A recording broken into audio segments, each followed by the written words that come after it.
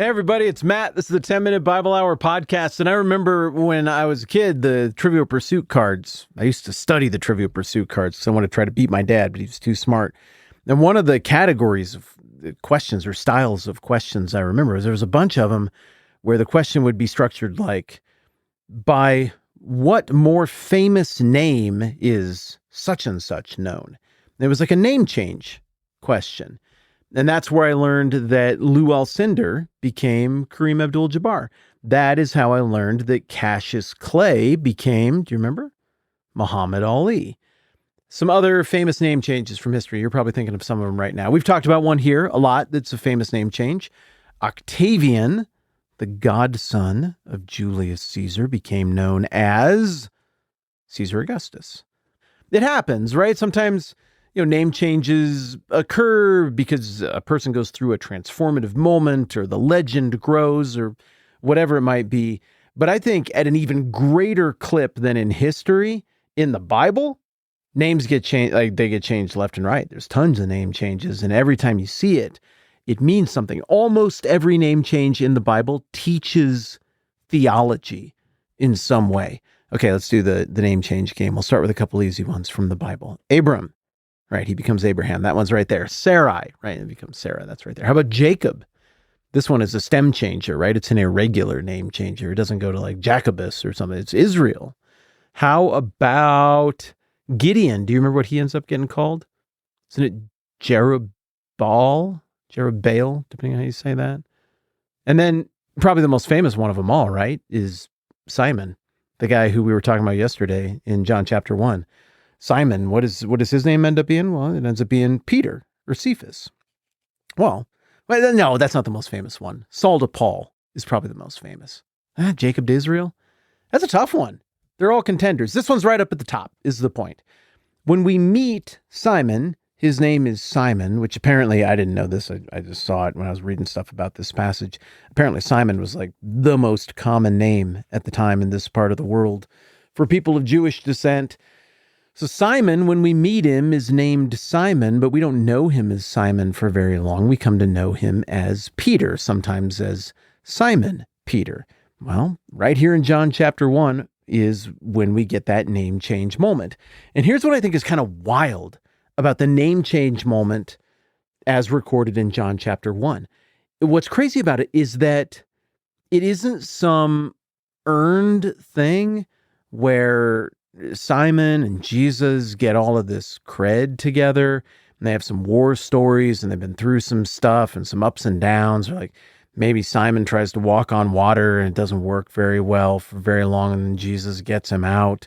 Or maybe like Simon denies Jesus 3 times, and then Jesus restores him. And then after one of those big episodes, Jesus comes over and puts his arm around him and is like, "You know what, pal? We've sure been through a lot of crazy times, haven't we? You know what I was thinking? Maybe it would make more sense to call you Peter. It means like rock, 'cause you're steady, like that." It'd be kind of an emotional payoff moment at the end of the story that would maybe be the thing that would be like the big setup for the new spin-off series that's going to follow the crazy hijinks of Simon Peter. But it isn't like that at all. Simon has his name changed to Peter in literally his first sentence of recorded interaction with Jesus as the story is told by John. This is the way it goes. The next day, John the Baptist is out there again with 2 of his disciples, and he sees Jesus passing by, and he says, "Look, the Lamb of God." And then verse 37 of John 1, it says, when the 2 disciples heard him say this, they followed Jesus. Probably the 2 disciples are, well, we know one of them is Andrew, Simon Peter's brother. And the other one, my theory is that it's probably John the evangelist, the author of this book. It could be somebody else. So they followed Jesus. Turning around, Jesus saw them following and asked, "What do you want?" They said, "Rabbi," which means teacher, "where are you staying?" "Come," he replied, "and you'll see." So they went and saw where he was staying, and they spent that day with him. It was about the 10th hour, 4 p.m. And then I feel like a lot of things happen between that right there, which is the end of verse 39 and the beginning of verse 40. Because at the beginning of verse 40, it's all clear. They've heard what John the Baptist has said about Jesus. They've heard whatever it is that Jesus himself has said. And the whole thing adds up to enough certainty that Andrew makes his celebratory speed dial phone call to his brother. It goes like this. Andrew, Simon Peter's brother, was one of the two who heard what John had said and who had followed Jesus. The first thing Andrew did was to find his brother Simon and tell him, "We found the Messiah," that is, the Christ. And he brought him to Jesus. What a sentence that is, by the way. Yeah, I know we're talking about name changes and stuff today, but let's just do this aside right now.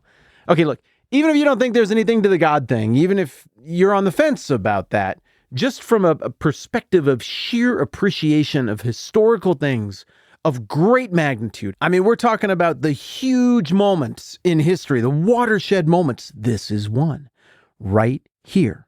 Andrew hears the testimony of John. He has a brief exchange with Jesus. Then Jesus says a bunch of stuff to him. Andrew's like, "I'm convinced." And he goes and he finds his more rambunctious, more outspoken, go big or go home style brother. And he's like, "Hey, I gotta show you this." And he brought him to Jesus. Doesn't look like he dragged him against his will. I mean, I think Simon was cool with this, but it was Andrew who had his eyes opened to who Jesus was first. It was Andrew who somehow did the mental math on this thing. And so, you scroll forward in this story to a more dramatic moment after a bunch of adventures in Matthew 16. And I don't know why I'm turning there. I'm probably not going to read you Matthew 16, but, Jesus is saying, "Who do people say the Son of Man is?" And, some are like, "Oh, maybe he's like John the Baptist come back to life." Other people say, maybe it's Elijah or still other Jeremiah or one of the prophets. I mean, so the rumors that are floating around in Matthew 16 are all the same rumors that were floating around about John the Baptist in John chapter 1. People don't know what they're talking about. And then Jesus says, "But what about you?" He asked, "Who do you say that I am?" And then Simon Peter, and Matthew records both names here, he answered him, "You are the Christ, the Son of the living God." And then Jesus puts this huge blessing on Simon Peter. He says, "Blessed are you, Simon, son of Jonah, for this was not revealed to you by man, but by my Father in heaven." Well, when did his Father in heaven start doing that revealing? I think he started doing that revealing when John the Baptist said for the second day in a row, what we're calling Thursday, "Look, the Lamb of God." Guys, look, the Lamb of God. When John the Baptist said that to Andrew, and then Andrew and this unnamed disciple go and have this little exchange with Jesus, and then they follow him, and then they hear from him. That's kind of when God started revealing this thing to Simon Peter. It was all the way back then. It wasn't even just that God miraculously bestowed upon Simon Peter eyes to see. He kind of gave Simon Peter eyes to see by first giving his brother eyes to see. I just think it's so cool, and what an honor for Andrew. How funny the way this phrase is in English. Andy brought him to Jesus. Andy brought him to Jesus. That's the kind of thing that gets real funny when you're a dad and you get into your 40s. And he brought him to Jesus. So in this moment, Andrew, unnamed disciple, we're going to say probably John, and Peter are now in the presence of Jesus. I assume Jesus knows that Andrew kind of spilled the beans and was like, "I kind of thought you might be the Messiah, so I just told my brother that you're probably the Messiah." This is my brother, Simon, by the way. He's pretty cool. A lot of paraphrase there is mine. We don't get actually any of the exchange between them, but I can kind of imagine this first meeting. I can imagine a healthy skepticism on the part of Peter as he's walking in and being like, "Okay, well, what does it look like when you meet the Messiah?" I mean, does he have like a little hat or something? Is there a sash? How do you know? Does he glow? Does he fly? How do you know when it's the Messiah? I'm sure he had many perfectly reasonable questions. And this is what happens. Jesus looked at him and said, remember, this is only Jesus' third line in all of the Gospel of John. According to John's account, I mean, maybe other stuff was said here. Maybe John is condensing things. The account we have is the account we have, handed down to us by John. This is the first thing John says that Jesus ever said to Simon, and this is it. Jesus looked at him and said, "You are Simon, son of John. You will be called Cephas." I've never had that social interaction with anybody I've ever met in my life. I've had some weird first meetings, and I've even known some people who've and changed their names or grabbed a nickname. I know one young lady who I think very highly of, who had a lovely name given to her at birth. And then later on, she was like, I want this other lovely, elegant girl's name. And now I have that. Okay, cool. Yeah, I've known people who have taken on a new name or a new nickname as a way to mark a moment of passage in life or whatever. But I've never heard of anything like this. What kind of authority and confidence would it take to do this? I mean, think about Jesus just from a social perspective here. He's in a room with presumably three people, or maybe, a hut made a couple sticks and a blanket or something. There's three people there and himself. He met the other two yesterday. Maybe, who knows? Maybe this is much later the same day. I guess it doesn't exactly spell it out. One or two of these guys you just met, they scurry off for a minute and they come back with a real swarthy, husky-looking third fellow who's kind of doing the, like, why am I here? What am I supposed to expect? What are we doing? And the first thing you say is, you are Simon, son of John.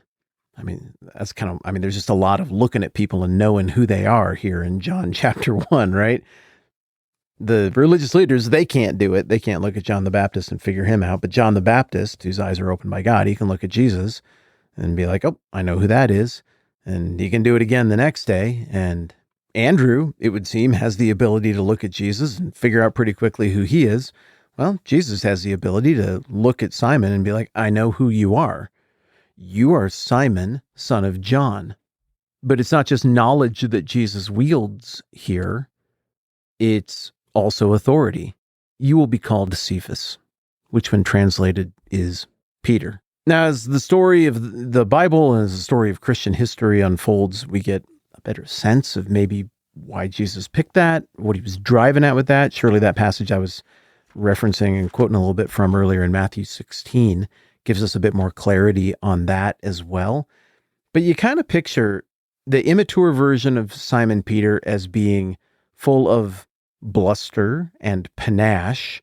Like, picture people who want to be thought of as very tough and very big and very unafraid of confrontation, but it's kind of a mask, the bluster is.